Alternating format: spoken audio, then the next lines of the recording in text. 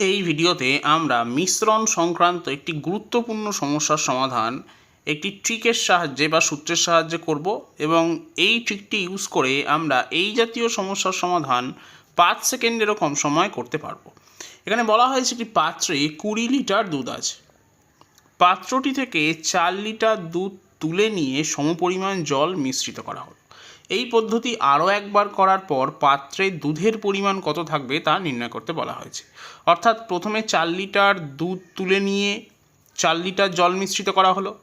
তার মানে এখন দুধের মধ্যে জলও আছে, দুধও আছে, এবং এখান থেকে আবার 4 লিটার মিশ্রণ তুলে নিয়ে তার পরিবর্তে আবার সমপরিমাণ অর্থাৎ 4 লিটার জল ধরা হলো।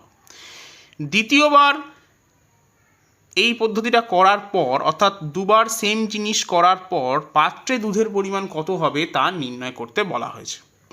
যে সূত্রটা আমরা ইউজ করব সেটা হলো x into x minus y by x টোটালটার পাওয়ার এন। এখন প্রশ্ন হলো কোনটা কি। এক্স হলো প্রথমে কত লিটার দুধ ছিল অর্থাৎ এক্সের মান হচ্ছে 20। ওয়াই হলো যে পরিমাণ দুধ তুলে নেওয়া হলো প্রথমবার এবং দ্বিতীয়বার যে পরিমাণ মিশ্রণ তুলে নেওয়া হলো, তাহলে ওয়াইয়ের মান হবে 4। এবং এন হলো এই যে প্রসেসটা আমরা করছি, যে প্রথমে 4 লিটার তুললাম তারপর আবার 4 লিটার তুললাম, এটা কতবার করছি এখানে, তাহলে এনের মান হবে 2। তার কারণ প্রথমে 4 লিটার দুধ তুলে নেওয়া হলো, জল মিশ্রিত করা হলো, তারপর আরও 4 লিটার মিশ্রণ তুলে নিয়ে তার পরিবর্তে সমপরিমাণ জল ঢালা হলো। এখন এই ভ্যালুগুলো আমরা ইকুয়েশনটার মধ্যে, ইকুয়েশন বা এক্সপ্রেশনের মধ্যে বসিয়ে দেবো।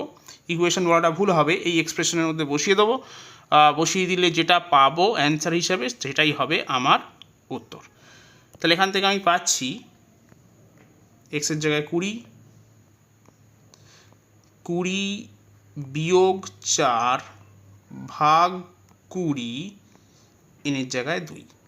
তাহলে পাচ্ছি 20 ইন্টু 20 থেকে তার 4 বিয়োগ করলে 16, তাহলে 16 ভাগ 20 স্কোয়ার আছে বলে দুবার গুণ হবে, আবার 16 ভাগ 20। তাহলে প্রথমেই একটা 20 কেটে যাচ্ছে, তারপর 4 দিয়ে কাটছি, 4 4 16, 4 5 20, তাহলে এখান থেকে পাচ্ছি 4 6 24 4, হাতে থাকলো 2, তাহলে 64 ভাগ 5, তার মানে 12.8। তাহলে সঠিক উত্তর হবে অপশন এ 12.8 লিটার।